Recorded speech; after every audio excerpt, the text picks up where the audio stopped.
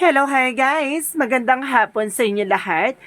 This is Jill from Masagariciano, a faith healer, also mata reader. So ngayong hapon, natutugyan natin na nagsasabihin sa inyo ng ating mga gabay.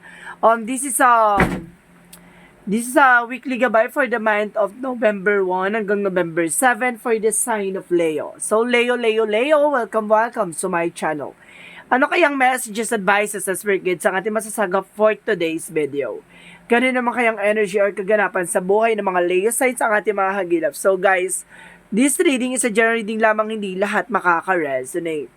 Kunin lamang po makaka-relate sa inyo and comment down below kung kaninong energy ang ating nasagap. And of course, don't forget to like and subscribe my channel. And hit notification bell for more videos update. Maraming salamat sa walang sawang pagsuporta sa aking channel. Lalo na hindi nag-skip ng ads. Naway pagpalain kayo ng Diyos at may kapal-siksik nag-uumapa o manumbalik sa inyong biyaya. So guys, ito na ang mensahe sa iyo ng ating mga gabay. Angel Spirit Messages, bigyan mo ka ng pasabog-bulabog na mensahe sa ating mga kapatid na Leo. There is a Ten of Swords. Okay, sinasabi sa'yo dito na there's a letting go, no? Kailangan mo ng umalis dyan sa situation mo, umalis dyan sa trabaho, negosyo, hanap buhay mong mga tao sa paligid mo, no? Kaya sinasabi dito, kailangan mo magtanggal or kailangan mo mag-alis, no? Maraming backstabbing, maraming traidor. Okay, additional messages. And of course, there is a Five of Wands. There is a conflict, no? And of course, there is a competitor. Oh, see? Kumbaga gusto nito pabagsakin ka, no? The Tower moment is a disaster, no? Kumbaga the Five of Wands is a competitor or of conflict or complications, no? Kumbaga sinasabi sa'yo dito, kailangan maging aware ka. Kumbaga, kailangan mong paalisin or kailangan mo umalis dyan. Kasi itong tao na to ay gusto ka talagang pabagsakin or gusto nito magkaroon ng bankruptcy ka, no? Parang gano'n. Additional messages. And of course, there is a Ten of Pentacles. There is a long-term investment, no? May pangmatagalang eksena dito, no? It's either relationship or finances. And because there is a magician, there's a manifestation. May mga bagay mamamanifest ka at may isa sa katuparan ka. Let's see what is the Ten of Swords. There's a Sun card. There's a pure positivity. Ibig sabihin dito, makikilala mo na ang traidor. Makikilala mo na yung impostor. Makikilala mo na yung naninira sa'yo. So, let's see what is the Eight of Cups. So, there's a Seven of Pentacles. So, ibig sabihin dito, there's an harvest time. So, ibig sabihin dito, na kailangan mo nang i-let go to kasi parang nakakalas na or nababawasan na ang finances mo, no? Kumbaga mayroong backstabbing or mayroong lihim na or something dito na kumbaga, kailangan mo i-let go to, masisira yung yung negosyo mo. What is the Five of Wands? There's an Ace of Cups.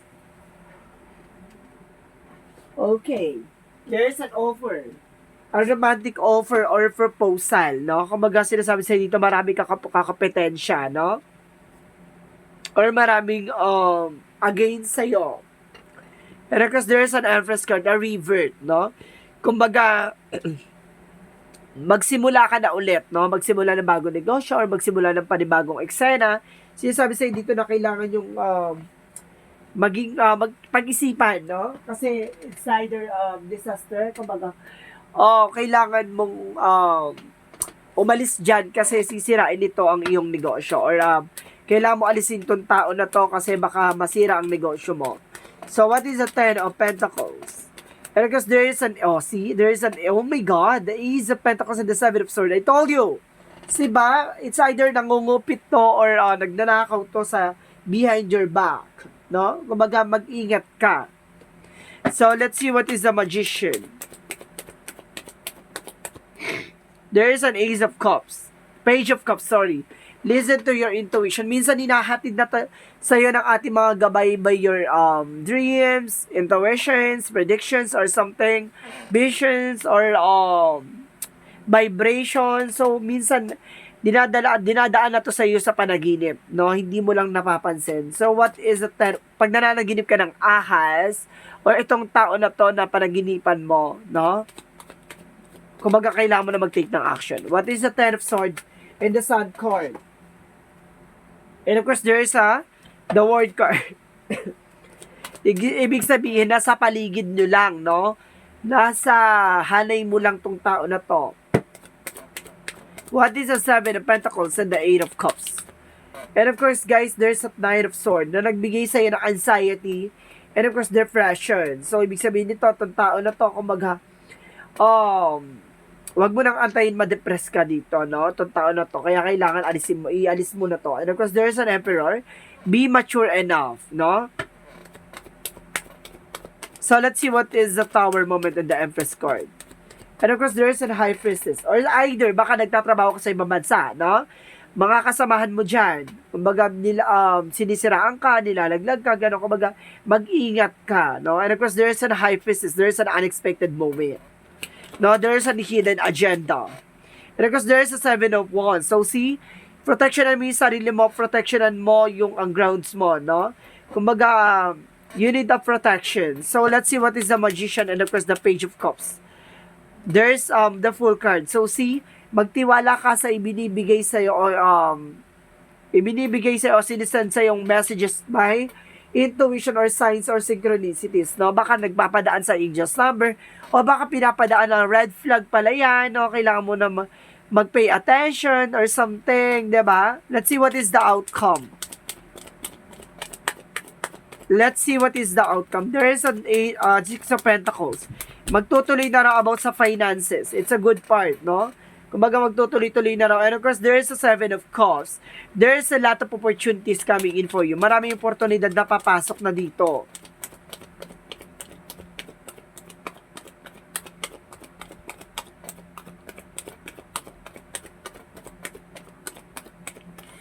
And of course, sinasabi din sa'yo dito, there is a King of Swords. Being wise, no? Kailangan maging wise ka. No? Kasi parang may mga paalala na sa'yo, kumbaga may mga signs or synchronicities na sa'yo, kailangan mo makinig, 'di ba? Para hindi ka kumbaga humantong sa punto na pagsisihan mo. So let's see what is the Love Oracle card. Kasi there is a big money involved, oh. And this is your long-term success and long-term investment o maaaring talagang negosyo. Baka may negosyo ka, binagkakatiwalaan mo. And because there's a boat. Moving on and closure issue, dapat tapusin mo na to. Or some of you baka natapos na, no? Kumbaga na resolusyonan na. And of course, sinasabi din sa'yo dito, with Love Oracle card, the runner, listen to the ego. So, minsan, hindi mo pinapansin, no? Parang, nagkakaroon ng self-sabotage. And of course, there's an abundance. Talaga magkakaroon ka ng gratitude at kasaganahan dito, no? Let's see what is a Yin and Yang Oracle card.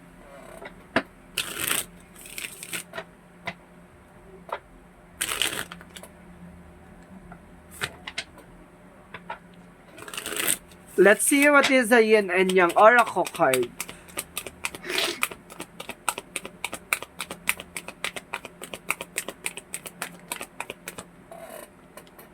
There's a shadow. The Dark Knight. And Moon, parang revelation to. Parang sinasabi sa akin dito. Okay. And of course, I told you, release, diba? Kailangan mo i-release tong tao na to. Alisin, tanggalin. And of course, there's a thoughts. Tama yung hinala mo, no? Maaring tama yung hinala mo. Let's see what is Archangel Michael messages for you. And of course, sinasabi dito guys, there's a pay attention to your dreams. I told you, maaaring pinapasok nga sa panaginip mo. And of course, the personal you're asking is about trustworthy. Maaaring yung taong kinakausap mo, yung taong tinatanong mo, maaaring siya pala yung taong magbibigay sa'yo ng information, makakatulong sa'yo na tong tao na to ay gumagawa ng hindi maganda sa'yo, na kumbaga kumukupit or binabawasan yung or something na kumukuha pala sa business mo. 'Di ba?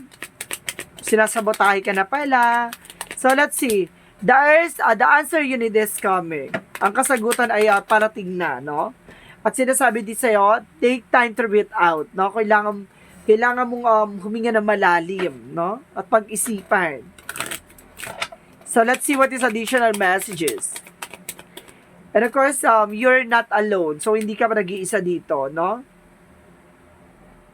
Let's see what is additional messages for you.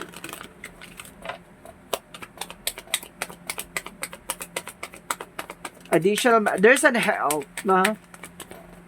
There's an health issues or something na kailangan mo mag-pay attention sa health mo, no? Baka na-stress ka na or something na de-depress ka, kailangan mo ano. Then of course, there's a discipline. Kailangan magkaroon ka ng disiplina.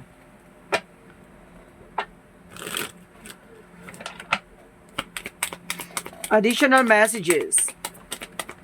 And of course, there's allow your mind to the wonder, quiet time. And of course, there's a cleansing. See? Clarity, magkakaroon ka ng clarity and of course, kailangan mo mag-cleansing. No? Or maglinis or mag-alis. So let's see what is this energy. Financial constraints, so see, kumbaga sinasabi sa'yo dito na unti-unti nang nababawasan ang iyong kayaman or something. Yung finances mo na hindi mo alam. No? Nararamdaman mo na rin yan. So, let's see what is the chakra. Grief, di ba? May mga bagay na kailangan natin mag-take ng action para hindi natin pagsisiyan sa huli. And because there's an expansion mo, palalawakin ang kaalaman mo, palalawakin ang finances mo, and door to romance, no? Kumbaga may pintuan para sa buhay pag-ibig. So, let's see what is Arcangel Raphael. What is Arcangel Raphael?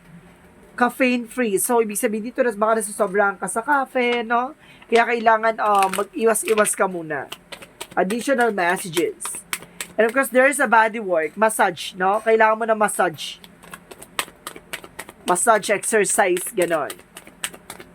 Baka marami na nananakit sa katawan mo. Marami ka na ring lamig. So, let's see what is the Jesus loving quotes. What is the Jesus loving quote? Sinasabi dito, seek ye first the kingdom of God and His righteousness and all things shall be added to you. Ipapakita muna sa iyo ni God lahat ng bagay na alam niya ibibigay niya sa iyo, no? Idadaan niya to sa mga pagsubok or challenges mo. Hindi niya titignan at susubukan kung malalagpasan mo o mapagtatagumpayan mo yung mga ibibigay niya sa iyong pagsubok, no? So, let's see what is the angel's number. Okay, there's a 10-10. I am patient. So, sinasabi dito, keep your thoughts positive and be patient as everything is working out for your highest good. Trust that your angels are working behind the scenes to help you. See? Baka hinahatidan ka na ng mga angels number or signs or synchronicities pero hindi ka nakikinig. No? Let's see what is the messages of life. And welcoming happiness. So, sinasabi dito, guys, divine love is manifesting in me, through me, and around me. It attracts all that I need to the benefits of my soul. As I work, increase to my inner light. I evolve into animations of love. Enjoy today, I reap and welcome the happiness and beauty of all I have sown. Ibig sabihin dito, kumbaga ipapasilip sa iyo ang kaligayahan na para sa iyo. No? May mga bagay lang talaga na kailangan mong alisin at kumbaga i-attract, no, in a positive and good energy, no? Kumbaga may mga tao lang talaga na magsisilbing parang anay, no, na kailangan mo nang wasakin at sirain kasi nakakasira yan sa magiging pundasyon mo. So guys, this is a weekly gabay for the month of November 1 hanggang November 7 for the sign of Leo. Maraming salamat, Leo, for your wonderful reading. And of course, maraming salamat sa walang sawa pag-suporta sa aking channel, lalo-lalo na hindi nag-skip ng ads. Naway pagpalain kayo ng Diyos at may kapal-siksik liglig nag-uumapaw manumbalik sa inyong biyaya. Maraming salamat and see you in the next video. Bye-bye and babush!